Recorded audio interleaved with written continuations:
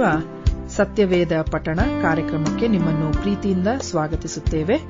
ಪ್ರಿಯ ಕೇಳುಗರೆ, ಈ ಕಾರ್ಯಕ್ರಮವು ಸತ್ಯವೇದದಲ್ಲಿ ಇರುವಂತಹ ರಹಸ್ಯಗಳ ವಿವರಣೆಯ ಒಂದು ಕಾರ್ಯಕ್ರಮವಾಗಿದೆ. ಕೇಳಿರಿ, ಆಶೀರ್ವಾದ ಹೊಂದಿಕೊಳ್ಳಿರಿ. ನಿಮಗೆ ಪ್ರಶ್ನೆಗಳಿದ್ದಲ್ಲಿ ನಮ್ಮೊಟ್ಟಿಗೆ ನೀವು ಮಾತನಾಡಬೇಕಾದರೆ ನಮ್ಮ ಮೊಬೈಲ್ ಸಂಖ್ಯೆಯನ್ನು ನೀವು ಬರೆದಿಟ್ಟುಕೊಳ್ಳುವುದಾದರೆ ನಮ್ಮನ್ನು ಸಂಪರ್ಕಿಸಬಹುದು. ನಮ್ಮ ಮೊಬೈಲ್ ಸಂಖ್ಯೆ 9920606453.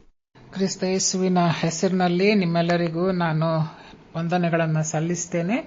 ಈ ದಿವಸ ನಮ್ಮ ಸತ್ಯವೇದ ಅಧ್ಯಯನವನ್ನು ಪ್ರಾರಂಭ ಮಾಡಿಕೊಳ್ಳೋಣ. ಕಳೆದ ವಾರ ನಾವು ಒಂದು ವಿಷಯದ ಮೇಲೆ ಈ ಪ್ರಸ್ತಾಪವನ್ನು ಪ್ರಾರಂಭ ಮಾಡಿಕೊಂಡಿದ್ದೇವೆ. ಅದೇನಂತೇಳಿದ್ರೆ, ಒಂದು ಕೊರಿಂಥದವರಿಗೆ ಬರೆದ ಪತ್ರಿಕೆ, ಅಲ್ಲಿ 3ನೇ ಅಧ್ಯಾಯ, ಅದರಲ್ಲಿ 17ನೇ ವಚನ. ಅಲ್ಲಿ ವಾಕ್ಯ ಹೀಗಿದೆ: ದೇವರ ಆಲಯವು ಪವಿತ್ರವಾದದ್ದು, ಆ ಆಲಯವು ನೀವೇ ಎಂಬುದಾಗಿ ಸ್ವಾಮಿ ನಮಗೆ ಹೇಳಿದ್ದಾನೆ. ಅದರಿಂದ ನಾವು ದೇವರಿಗೆ, ದೇವರ ಮಕ್ಕಳಾಗಿ ಜೀವನ ಮಾಡುತ್ತಿರುವ ಪ್ರತಿಯೊಬ್ಬ ನಾವುಗಳು ದೇವರಿಗೆ ಆಲಯವಾಗಿದ್ದೇವೆ ಎನ್ನುವಂಥ ವಿಷಯವನ್ನ ನಾವು ಕಳೆದ ವಾರ ಧ್ಯಾನ ಮಾಡಿಕೊಂಡು ಸತ್ಯವೇದ ವಾಕ್ಯಗಳ ಆಧಾರದಲ್ಲಿ ಆಲಯ ಹೇಗಿರಬೇಕು, ಅಂದು ಯೆರೂಸಲೇಮ್ ದೇವಾಲಯಕ್ಕೆ ಹೋದಂತ ಸ್ವಾಮಿ ಅಲ್ಲಿನ ಎಲ್ಲ ಬೇಡವಾದ ಸಂಗತಿಗಳನ್ನು ಹೊರಹಾಕಿ ಆಲಯವನ್ನು ಶುದ್ಧಪಡಿಸಿದ. ನಂತರ ಅಲ್ಲಿ ಅದ್ಭುತಗಳಾದವು. ಹೀಗೆ ದೇವರು ತನ್ನ ಆಲಯದ ಅಭಿಮಾನವನ್ನು ತೋರಿಸಿದ. ಆಲಯವನ್ನ ಕೆಡಿಸಿದವರನ್ನ ದೇವರು ಕೆಡಿಸ್ತಾನೆ, ಶಿಕ್ಷಿಸ್ತಾನೆ ಎನ್ನುವಂತ ಒಂದು ಮಾತನ್ನ ಆ ಒಂದು ಆಲಯ ಶುದ್ಧೀಕರಣದ ಮುಖಾಂತರವಾಗಿ ಸ್ವಾಮಿ ನಮಗೆ ತೋರಿಸಿಕೊಟ್ಟಿದ್ದಾನೆ. ಹಾಗೆ ಆತನ ಜೀವಂತ ಆಲಯಗಳಾಗಿ ನಾವು ಜೀವಿಸ್ತಾ ಇರುವಂತ ನಾವುಗಳು ಹೇಗಿರಬೇಕು ಎನ್ನುವಂಥದ್ದನ್ನ ಕಳೆದ ವಾರದಲ್ಲಿ ಸ್ವಲ್ಪ ಮಟ್ಟಿಗೆ ನಾವು ತಿಳಿದ್ವು. ಈಗ ಅದರ ಮುಂದುವರಿದ ಭಾಗವಾಗಿ ಈ ದಿವಸದ ವಾಕ್ಯದಾನವನ್ನು ಮಾಡಿಕೊಳ್ಳೋಣ. ಸ್ವಾಮಿಯಲ್ಲಿ ಯೆರೂಸಲೇಮ್ ದೇವಾಲಯವನ್ನ ಶುದ್ಧೀಕರಿಸುವುದ ಮೇಲೆ ಆತ ಹೇಳ್ತಾನೆ, ನನ್ನ ಆಲಯ ಪ್ರಾರ್ಥನಾಲಯವೆನಿಸಿಕೊಂಡಿದೆ, ನನ್ನ ತಂದೆಯ ಮನೆ ಇದು ಪ್ರಾರ್ಥನಾಲಯ ಎನಿಸಿಕೊಂಡಿದೆ, ದೇವರ ಆಲಯ.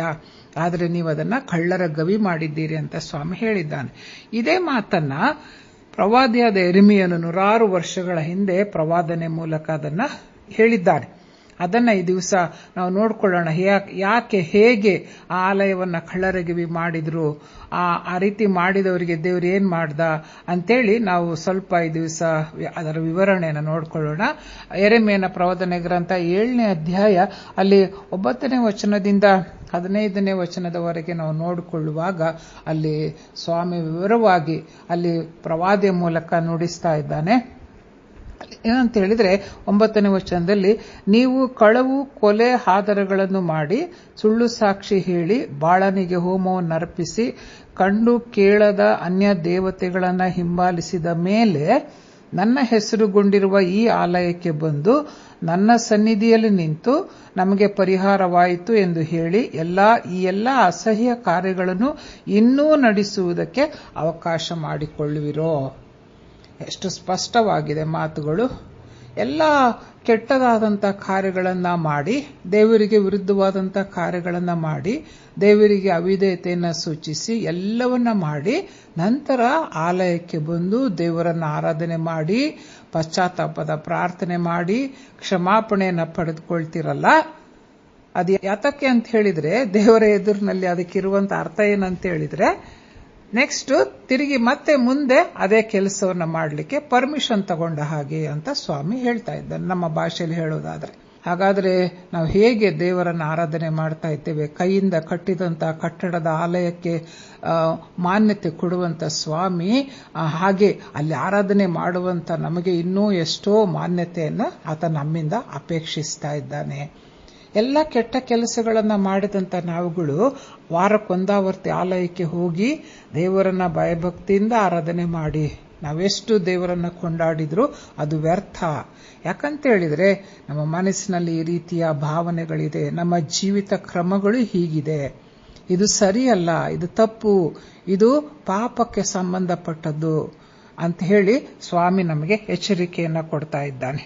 ಅಂತ ಹೇಳಿದ್ರೆ ಅದಕ್ಕೆ ಮುಂದೆ ಹೇಳ್ತಾನೆ, ಅದಕ್ಕೋಸ್ಕರ ಹೀಗೆ ನಾನೇ ಇದನ್ನೆಲ್ಲ ಮಾಡಿದ್ದು, ನನ್ನ ಹೆಸರುಗೊಂಡಿರುವ ಈ ಆಲಯ ನಿಮ್ಮ ದೃಷ್ಟಿಯಲ್ಲಿ ಕಳ್ಳರ ಗವಿ ಆಯ್ತಾ? ಹೀಗೆ ನೀವು ಮಾಡಬಾರ್ದೆಲ್ಲ ಕೆಲಸಗಳನ್ನ ಮಾಡಿ ನಂತರ ಬಂದು ನನ್ನ ಆಲಯದಲ್ಲಿ ನನ್ನನ್ನು ಆರಾಧನೆ ಮಾಡಿದ್ರೆ ಹಾಗಾದ್ರೆ ನಿಮ್ಮ ದೃಷ್ಟಿಯಲ್ಲಿ ನನ್ನ ಆಲಯ ಕಳ್ಳರ ಗವಿ. ಅಲ್ಲಿ ಯೆರೂಸಲೇಮ್ ದೇವಾಲಯದಲ್ಲಿ ಅವಾಗ ಮಾರುವವರನ್ನ ಕೊಳ್ಳುವವರನ್ನ ಹೊರಡಿಸಿ ಓಡಿಸಿ ಅವರಿಗೆ ಹೇಳ್ತಿದ್ದಾನೆ, ನನ್ನ ಆಲಯವನ್ನ ನೀವು ಕಳ್ಳರ ಗವಿ ಮಾಡಿದ್ದೀರಿ ಅಂತ. ಅವರನ್ನು ಹಾಗೆ ಓಡಿಸಿದ ದೇವರು. ಆದ್ರೆ ಇಲ್ಲಿ ಹೊರಗಿನ ತೋರಿಕೆಗೆ ನಾವೇನು ತಪ್ಪು ಮಾಡಿಲ್ಲ ಅಥವಾ ನಾವು ಕೆಟ್ಟವರಲ್ಲ. ನಾವು ವಾರಕ್ಕೊಂದಾವರ್ತಿ ಆಲಯದಲ್ಲಿ ಹೋಗಿ ದೇವರನ್ನ ಬಹಳ ಭಯಭಕ್ತಿಯಿಂದ ಹಾಡಿ ಕೊಂಡಾಡಿ ಆರಾಧಿಸ್ತೇವೆ. ಯಾರು ನಮ್ಮನ್ನ ನಾವು ಕೆಟ್ಟವರು, ನಾವು ತಪ್ಪು ಮಾಡಿದ್ದೇವೆ ಅಂತ ಯಾರಿಗೂ ಗೊತ್ತಾಗುವುದಿಲ್ಲ. ಆದರೆ ಗೊತ್ತಾಗುವಂಥದ್ದು ದೇವರಿಗೆ ಮಾತ್ರ, ಕ್ರಿಸ್ತನಿಗೆ ಮಾತ್ರ. ಅದಕ್ಕೆ ಹೇಳ್ತಾ ಇದ್ದಾನೆ, ಹೀಗೆ ಈ ಒಂದು ಆಲಯ ನಿಮ್ಮ ದೃಷ್ಟಿಯಲ್ಲಿ ಕಳ್ಳರ ಗವಿ ಆಯಿತು. ನಾವಲ್ಲಿ ವ್ಯಾಪಾರ ಮಾಡಲಿಲ್ಲ, ಅಲ್ಲಿ ಯಾವುದೇ ವಹಿವಾಟುಗಳನ್ನು ನಡೆಸಲಿಲ್ಲ, ಸಂತೆಯನ್ನಾಗಿ ಮಾಡಲಿಲ್ಲ, ಹೊರಗೆ ಕಾಣುವ ರೀತಿಯಲ್ಲಿ ನಾವು ಆಲಯವನ್ನ ಕೆಡಿಸಲಿಲ್ಲ. ಆದರೆ ಒಳಗೆ ನಮ್ಮ ಮನಸ್ಸಿನಲ್ಲಿರುವಂತಹ ಎಲ್ಲಾ ಕೆಟ್ಟತನಗಳು, 9ನೇ ವಚನದಲ್ಲಿ ನೋಡಿದ ಹಾಗೆ ಈ ಎಲ್ಲಾ ಕೆಟ್ಟ ಸ್ವಭಾವಗಳು ನಮ್ಮನ್ನ ಏನ್ ಮಾಡ್ತಾ ಇದೆ, ನಾವು ನೆರೆದು ಬಂದಿರುವಂತಹ ಆಲಯವನ್ನ ಕಳ್ಳರ ಗವಿಯನ್ನಾಗಿ ನಾವು ಮಾಡಿದ್ದೇವೆ.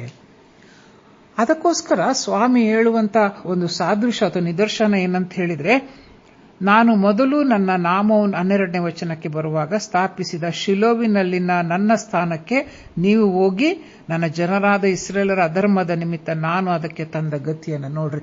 ಶಿಲೋವಿಗೆ ಹೋಗಿ. ಯಾಕಂತ ಹೇಳಿದ್ರೆ ಆಗಿನ ಕಾಲದಲ್ಲಿ, ಹಳೆ ಒಡಂಬಡಿಕೆ ಕಾಲದಲ್ಲಿ ವರ್ಷಕ್ಕೊಂದಾವರ್ತಿ ಶಿಲೋವಿನಲ್ಲಿದ್ದಂತಹ ದೇವಾಲಯದಲ್ಲಿ ಹೋಗಿ ಜನರೆಲ್ಲರೂ ವರ್ಷದ ಯಜ್ಞವನ್ನ ಅಲ್ಲಿ ಸಮರ್ಪಿಸ್ತಾ ಇದ್ರು. ದೇವರಿಗೆ ಯಜ್ಞಗಳನ್ನ, ಕಾಣಿಕೆಗಳನ್ನು ಸಮರ್ಪಿಸಿ ತಮ್ಮ ಎಲ್ಲ ಪಾಪಗಳನ್ನು ತೊಳೆದುಕೊಂಡು ಅವರು ಬರ್ತಾ ಇದ್ರು, ದೇವರನ್ನ ಆರಾಧನೆ ಮಾಡ್ತಾ ಇದ್ರು.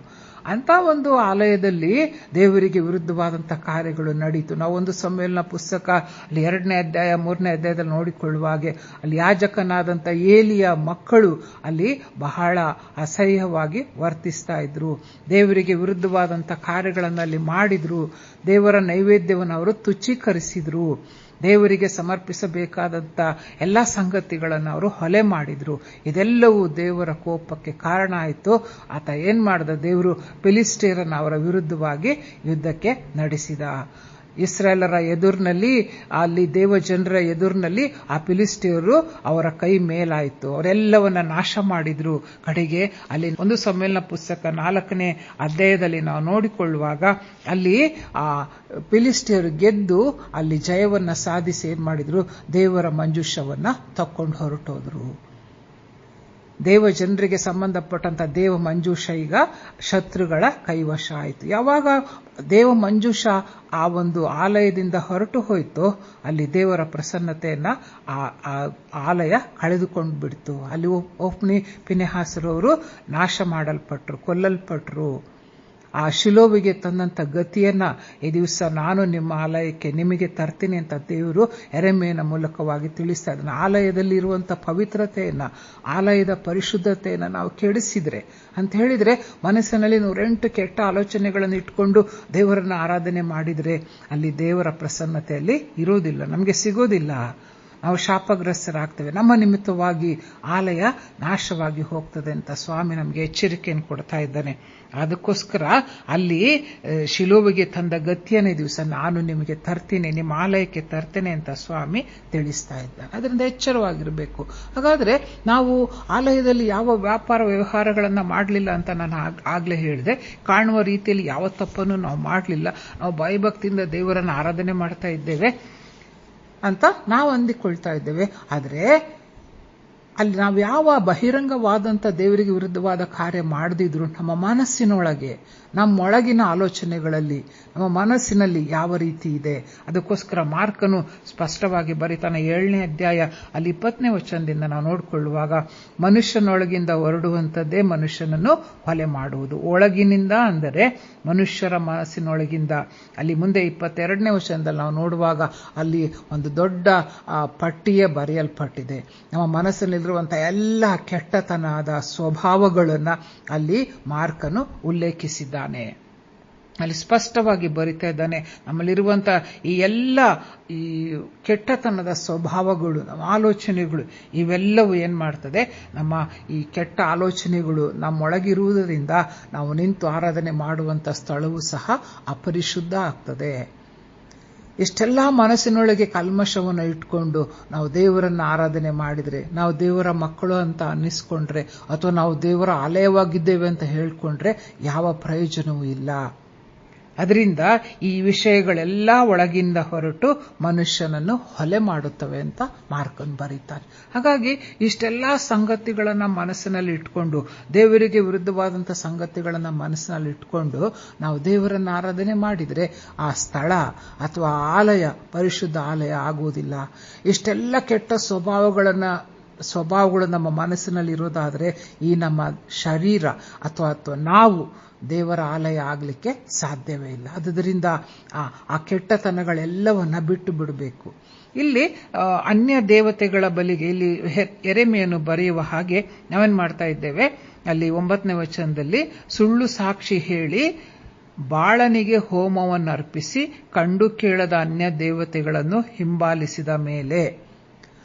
ಹಾಗಾದ್ರೆ ನಾವು ಅನ್ಯ ದೇವರುಗಳನ್ನ ಪೂಜಿಸ್ತಾ ಇದ್ದೇವಾ ಅಥವಾ ವಿಗ್ರಹಾರಾಧನೆಯನ್ನ ಮಾಡ್ತಾ ಇದ್ದೀವಾ? ಮಾಡ್ತಾ ಇಲ್ವಲ್ಲ. ನಾವು ಯೇಸುಸ್ವಾಮಿ ಮಕ್ಕಳಲ್ವಾ? ನಾವು ಕ್ರೈಸ್ತರೆನಿಸಿಕೊಂಡಂತವ್ರಲ್ವಾ? ನಾವು ಸಮಾಜದ ಎದುರಿನಲ್ಲಿ ಕ್ರೈಸ್ತರು ಎಂಬುದಾಗಿ ಕರೆಯಲ್ಪಡ್ತಾ ಇದ್ದೇವಲ್ಲ, ಕರೆಸಿಕೊಂಡಿದ್ದೇವಲ್ಲ. ನಾವು ಹೇಗೆ ಅನ್ಯ ದೇವರುಗಳ ಬಳಿಗೆ ಹೋಗ್ತಾ ಇದ್ದೇವೆ, ನಾವು ಹೇಗೆ ವಿಗ್ರಹಾರಾಧನೆ ಮಾಡ್ತಿದ್ದೇವೆ ಅಂತ ನಾವು ಹೇಳ್ಬೋದು.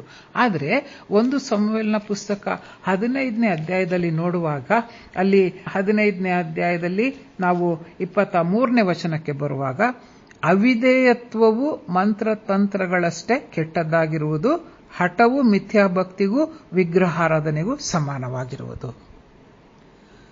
ಅವಿಧೇಯತೆ ಮತ್ತು ಹಠ ಈ ಸ್ವಭಾವಗಳು ನಮ್ಮಲ್ಲಿರೋದಾದ್ರೆ ನಾವು ವಿಗ್ರಹಾರಾಧಕರು, ನಾವು ಮಾಟ ಮಂತ್ರ ಮಾಡುವಂತವರು. ನಾವು ಒಪ್ಪಿಕೊಳ್ತೇವ ಇದನ್ನ? ಇದು ಒಪ್ಕೊಳ್ಳಿಕ್ಕೆ ಸಾಧ್ಯನಾ? ನಮ್ಗೆ ಸಾಧ್ಯ ಅಲ್ಲದಿದ್ರೂ ವಾಕ್ಯದ ಪ್ರಕಾರ ಹೌದು. ನಾವು ಯಾವ ಸುಳ್ಳು ವಿಗ್ರಹಗಳ ಬಳಿಗೆ ಹೋಗ್ಲಿಲ್ಲ, ನಾವು ಯಾವ ವಿಗ್ರಹಾರಾಧನೆಯನ್ನು ಮಾಡಲಿಲ್ಲ, ಅನ್ಯ ದೇವರುಗಳನ್ನ ನಾವು ಪೂಜೆ ಮಾಡಲಿಲ್ಲ, ನಾವು ವಿಗ್ರಹಾರಾಧಕರಲ್ಲ. ಹಾಗಾದ್ರೆ ನಾವು ಹೇಗೆ ಶಿಕ್ಷೆಗೆ ಒಳಗಾಗ್ತೇವೆ? ಹಾಗಾದ್ರೆ ನಾವು ಹೇಗೆ ನಾವು ಆರಾಧನೆ ಮಾಡುವಂತ ಸ್ಥಳವನ್ನ ಕೆಡಿಸಿದವರಾಗ್ತೇವೆ? ದೇವರ ಶಾಪಕ್ಕೆ ಹೇಗೆ ಗುರಿ ಆಗ್ತೇವೆ? ಅದಕ್ಕೆ ಸಮುವೇಲನು ಅದಕ್ಕೆ ಉತ್ತರ ಕೊಡ್ತಾ ಇದ್ದಾನೆ. ಏನಂತ ಹೇಳಿದ್ರೆ, ಅವಿಧೇಯತೆ ಮತ್ತು ಹಠ ಇವೆರಡೂ ಮಂತ್ರತಂತ್ರಕ್ಕೆ ಹಾಗೂ ಮಿಥ್ಯಾಭಕ್ತಿ ಅಥವಾ ಮಾಟ ಮಂತ್ರಕ್ಕೆ ಹಾಗೂ ವಿಗ್ರಹಾರಾಧನೆಗೆ ಸಮ. ಆದ್ದರಿಂದ ನಮ್ಮನ್ನು ನಾವು ಎಚ್ಚರಪಡಿಸಿಕೊಳ್ಳೋಣ, ನಮ್ಮನ್ನು ನಾವು ಕ್ರಮಪಡಿಸಿಕೊಳ್ಳೋಣ. ನಮ್ಮಲ್ಲಿ ಯಾವ ಸ್ವಭಾವಗಳಿದೆ? ದೇವರ ಆಲಯವನ್ನು ನಾವು ಕಳ್ಳರ ಗವಿ ಮಾಡಿದ್ದೇವಾ? ದೇವರು ನಮಗೆ ಕೊಟ್ಟಿರುವಂತ ತನ್ನ ಸ್ವರೂಪವನ್ನು ನಾವು ಕೆಡಿಸಿಕೊಂಡಿದ್ದೇವಾ? ಈ ಎಲ್ಲ ಸ್ವಭಾವಗಳ ಮೂಲಕ ದೇವರಿಗೆ ವಿರುದ್ಧವಾಗಿ ಜೀವನ ಮಾಡಿ ಅಥವಾ ದೇವರಿಗೆ ಅವಿಧೇಯರಾಗಿ ಜೀವನ ಮಾಡ್ತಾ ನಾವು ವಿಗ್ರಹಾರಾಧಕರೆನಿಸಿಕೊಂಡಿದ್ದೇವಾ?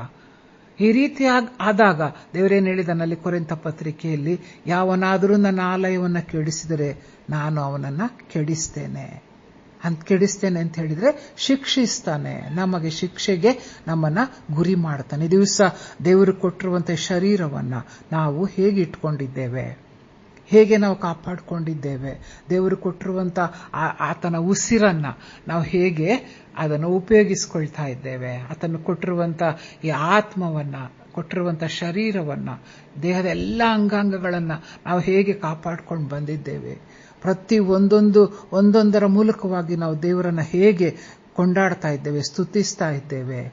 ಅದಕ್ಕೋಸ್ಕರ ಪೌಲನು ರೋಮಾಪುರದ ಪತ್ರಿಕೆಗೆ ಬರೆಯುವಾಗ ಅಲ್ಲಿ 12ನೇ ಅಧ್ಯಾಯಕ್ಕೆ ಬರುವಾಗ ನಮಗೆಲ್ಲರಿಗೂ ಗೊತ್ತು, 1ನೇ ವಚನ ಹೇಳ್ತದೆ, ನೀವು ನಿಮ್ಮ ದೇಹಗಳನ್ನು ದೇವರಿಗೆ ಮೀಸಲಾಗಿಯೂ ಮೆಚ್ಚುಗೆಯಾಗಿಯೂ ಇರುವ ಯಜ್ಞವಾಗಿ ಸಮರ್ಪಿಸಿರಿ. ಇದೇ ನಿಮ್ಮ ವಿವೇಕಪೂರ್ವಕವಾದ ಆರಾಧನೆ. ನಾವು ಬಾಯಿ ತೆಗೆದು ದೊಡ್ಡ ದೊಡ್ಡ ಸ್ತೋತ್ರಗಳನ್ನು ಹೇಳಿ ಕೈ ಎತ್ತಿ ದೇವರನ್ನ ಆರಾಧನೆ ಮಾಡಿ, ದೇವರೇ ಸ್ತೋತ್ರ ಅಂತೇಳಿ ಕಿರ್ಚಾಡಿ ಕೂಗಾಡಿ ನಾನು ದೇವರನ್ನ ಆರಾಧನೆ ಮಾಡಿದೆ ಅಂತ ಹೇಳಿದ್ರೆ ಪ್ರಯೋಜನ ಇಲ್ಲ. ಮೊದಲು ನಮ್ಮ ದೇಹವನ್ನು ನಾವು ಒಪ್ಪಿಸಿಕೊಟ್ಟಿದ್ದೇವ ದೇವರಿಗೆ? ಆತನಿಗೆ ಸಜೀವ ಯಜ್ಞವಾಗಿ ನಾವು ಒಪ್ಪಿಸಿಕೊಟ್ಟಿದ್ದೇವ? ನಮ್ಮ ಮನಸ್ಸಿನಲ್ಲಿ ಪರಿಶುದ್ಧತೆ ತುಂಬಿಕೊಂಡಿದೆಯಾ? ಅಥವಾ ದೇವರಿಗೆ ಬೇಡವಾದ ಎಲ್ಲ ಸಂಗತಿಗಳು ನಮ್ಮ ಮನಸ್ಸಿನಲ್ಲಿದೆಯಾ? ನಮ್ಮನ್ನು ಹೊಲೆ ಮಾಡುವಂತ ಕೆಟ್ಟ ಆಲೋಚನೆಗಳು ನಮ್ಮಲ್ಲಿದೆಯಾ? ದೇವರು ನೀವೇ ನನ್ನ ಆಲಯ ಎಂದು ಕರೆದಿರುವಂಥ ನಾವುಗಳು ಜೀವಂತ ಓಡಾಡುವಂಥ ದೇವರ ಆಲಯಗಳು. ನಾವು ನಿಜವಾಗಲೂ ಅದಕ್ಕೆ ತಕ್ಕದಾಗಿ ನಾವು ಜೀವಿಸ್ತಾ ಇದ್ದೇವೆ. ನಮ್ಮ ಜೀವಿತಗಳ ಮೂಲಕ, ನಮ್ಮ ಮಾತುಗಳ ಮೂಲಕ, ನಮ್ಮ ಮಕ್ಕಳನ್ನ ಬೆಳೆಸುವುದರ ಮೂಲಕ ನಾವು ಸಾಕ್ಷಿಗಳಾಗಿದ್ದೇವೆ ಅನ್ಯರ ಮಧ್ಯದಲ್ಲಿ. ನಮ್ಮನ್ನು ನೋಡಿದವರು ಇವರು ನಿಜವಾಗಿಯೂ ಕ್ರಿಸ್ತನವರು ಅಥವಾ ನಿಜವಾಗಿಯೂ ಇವರು ದೇವರ ಮಕ್ಕಳು, ನಿಜವಾಗ್ಲೂ ಇವರು ಕ್ರೈಸ್ತರು ಎನ್ನುವಂಥ ಮಾತು ಅನ್ಯರ ಬಾಯಿಂದ ಹೊರಡುವ ಹಾಗೆ ನಾವು ಜೀವಿಸ್ತಾ ಇದ್ದೇವೆ. ನಮ್ಮನ್ನು ನಾವು ಪರೀಕ್ಷೆ ಮಾಡಿಕೊಳ್ಬೇಕು. ಬರೀ ತೋರಿಕೆಯ ಕ್ರೈಸ್ತರು ನಾವಾಗಿರಬಾರದು, ಕೇವಲ ನಾಮ ಮಾತ್ರ ಕ್ರೈಸ್ತರು ನಾವಾಗಿರಬಾರದು. ಕೇವಲ ವಾರಕ್ಕೊಂದಾವರ್ತಿ ಹೋಗಿ ದೇವರನ್ನ ಬಹಳವಾಗಿ ಆರಾಧನೆ ಮಾಡಿ ಬಂದೆ ಅಂತ ನಾನು ಹೇಳಿಕೊಳ್ಳೋದ್ರಲ್ಲಿ ಯಾವ ಪ್ರಯೋಜನ ಇಲ್ಲ. ನನ್ನ ಮನಸ್ಸು ಹೇಗಿತ್ತು ಆರಾಧನೆಯ ಸ್ಥಳದಲ್ಲಿ, ದೇವರನ್ನ ಆರಾಧನೆ ಮಾಡುವಾಗ ನನ್ನ ಬುದ್ಧಿ ಯಾವುದನ್ನ ಆಲೋಚನೆ ಮಾಡ್ತಾ ಇತ್ತು, ಇದೆಲ್ಲವನ್ನ ದೇವರು ಗ್ರಹಿಸ್ತಾನೆ.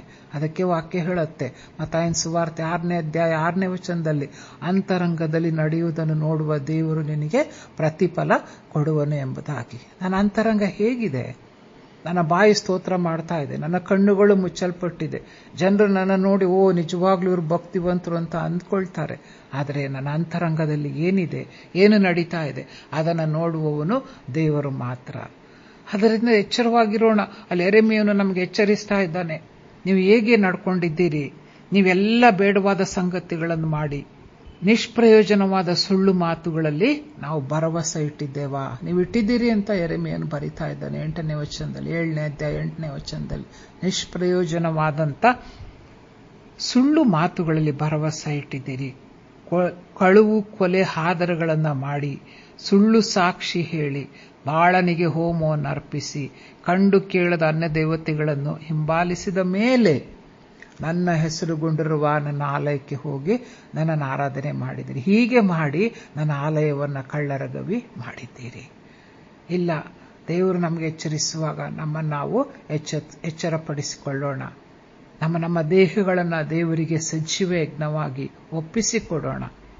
ಕರ್ತನು ಕೊಟ್ಟಿರುವಂಥ ಆಯುಷ್ಕಾಲ, ಕರ್ತನು ಕೊಟ್ಟಿರುವಂಥ ಈ ಉಸಿರು, ಇದು ಬಹಳ ಯಾವುದೋ ಬೆಲೆ ಕಟ್ಟಲಾಗದಂಥ ಒಂದು ದೊಡ್ಡ ಸಂಗತಿಗಳು ದೇವರು ನಮಗೆ ಕೊಟ್ಟಿದ್ದಾನೆ. ತನ್ನ ಸ್ವರೂಪವನ್ನು, ತನ್ನ ಹೋಲಿಕೆಯನ್ನು ನಮ್ಮಲ್ಲಿಟ್ಟಿರುವಾಗ ನಾವಿನ್ನೆಷ್ಟು ಭಾಗ್ಯವಂತರು, ನಾವೇ ಧನ್ಯರು ಅಂತ ಹೇಳಿಕೊಳ್ಳುವಷ್ಟು ಮಟ್ಟಿಗೆ ದೇವರು ನಮ್ಮನ್ನು ನಡೆಸಿದ್ದಾನೆ.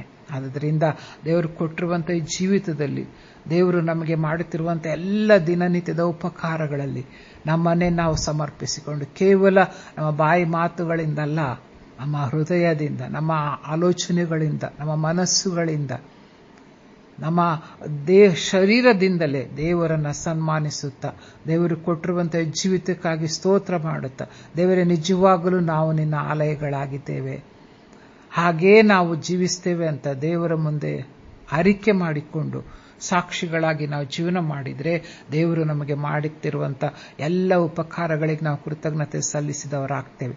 ಶಿಲುವಿಗೆ ಆದಂಥ ಆ ಶಿಲುವಿನ ದೇವಾಲಯಕ್ಕೆ ಆದಂಥ ಗತಿ ಈ ದಿವಸ ನಮ್ಮ ನಿಮಿತ್ತವಾಗಿ ನಮ್ಮ ದೇವಾಲಯಗಳಿಗೆ ಆಗುವುದು ಬೇಡ. ಜೀವಂತ ಆಲಯಗಳಾಗಿರುವ ನಮ್ಮನ್ನು ನಾವೇ ಕೆಡಿಸಿಕೊಳ್ಳುವಂಥದ್ದು ಬೇಡ. ನಮ್ಮ ದುರ್ನಡತೆಗಳಿಂದಲೇ, ನಮ್ಮ ಆಲೋಚನೆಗಳಿಂದಲೇ ನಾವು ಕೆಟ್ಟು ಹೋಗ್ತೇವೆ ಹೊರತು ಬೇರೆಯವರು ಯಾರು ನಮ್ಮನ್ನು ಇನ್ನೂ ಮಾಡೋದಿಲ್ಲ. ನಾವೇನು ಮಾಡ್ತೇವೆ, ನಾವು ತಪ್ಪುಗಳನ್ನು ಮಾಡಿ, ನಾವು ಕಷ್ಟ ನಷ್ಟಗಳನ್ನು ಅನುಭವಿಸಿ ಎಲ್ಲವನ್ನ ಸೈತಾನನ ಮೇಲೆ ಹೊರಿಸ್ತೇವೆ. ಸೈತಾನ ನಮ್ಗೆ ಹಿಂಗೆ ತೊಂದರೆ ಮಾಡ್ದ, ಶೋಧನೆ ಗುರಿಪಡಿಸಿದ ಅಂಥೇಳಿ.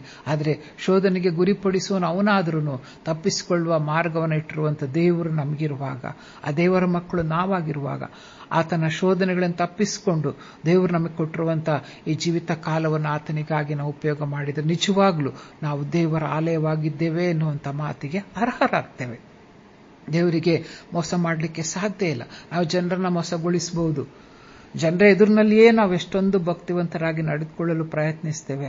ಆದರೆ ಅದೇ ಅಂತರಂಗದಲ್ಲಿಯೇ ನಾವು ನಿಜವಾಗಲೂ ದೇವರನ್ನು ಆರಾಧಿಸುವುದಾದರೆ ದೇವರು ನಮ್ಮನ್ನು ಇನ್ನೂ ಎಷ್ಟೋ ಹೆಚ್ಚಾಗಿ ಆಶೀರ್ವಾದ ಮಾಡ್ತಾನೆ, ಇನ್ನೂ ಎಷ್ಟೋ ಹೆಚ್ಚಾಗಿ ನಮ್ಮನ್ನು ಉಪಯೋಗ ಮಾಡ್ತಾನೆ, ನಮ್ಮ ಮೂಲಕವಾಗಿ ಅನೇಕರಿಗೆ ಆಶೀರ್ವಾದವಾಗುವ ಹಾಗೆ ಮಾಡ್ತಾನೆ. ಅದರಿಂದ ಜೀವಂತ ಆಲಯವಾದ ನಮ್ಮನ್ನು ನಾವೇ ಕೆಡಿಸಿಕೊಳ್ಳದೆ, ಇನ್ನೊಂದು ರೀತಿಯಲ್ಲಿ ನಾವು ಆರಾಧನೆ ಮಾಡುವಂಥ ಸ್ಥಳಗಳನ್ನು ಸಹ ನಾವು ಕೆಡಿಸದ ಹಾಗೆ ದೇವರು ಕೊಟ್ಟಿರುವಂತ ಎಲ್ಲ ಒಳ್ಳೆ ಸಂಗತಿಗಳನ್ನು ಉಪಯೋಗ ಮಾಡಿಕೊಂಡು ಆತನಿಗೋಸ್ಕರ ನಾವು ಜೀವನ ಮಾಡೋಣ.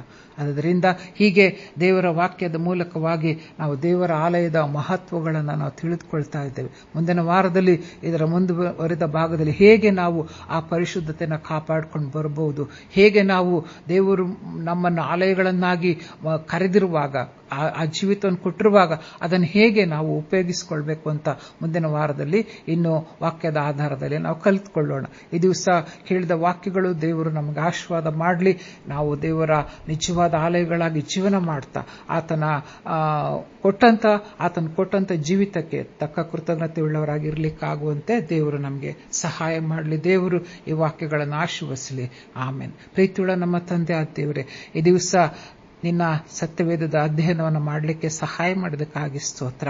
ವಾಕ್ಯಗಳ ಮೂಲಕ ನಮ್ಮೊಟ್ಟಿಗೆ ನೀನು ಮಾತಾಡಿದ್ದೀಯಪ್ಪ.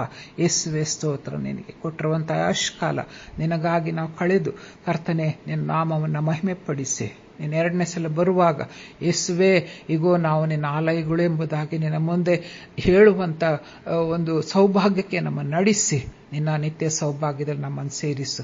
ಪ್ರಾರ್ಥನೆ ಕೇಳಿದಕ್ಕಾಗಿ ಸ್ತೋತ್ರ. ಯೇಸುವಿನ ಹೆಸರಿನಲ್ಲಿ ಬೇಡಿಕೊಳ್ತೇವೆ ಸ್ವಾಮಿ. ಆಮೇನ್.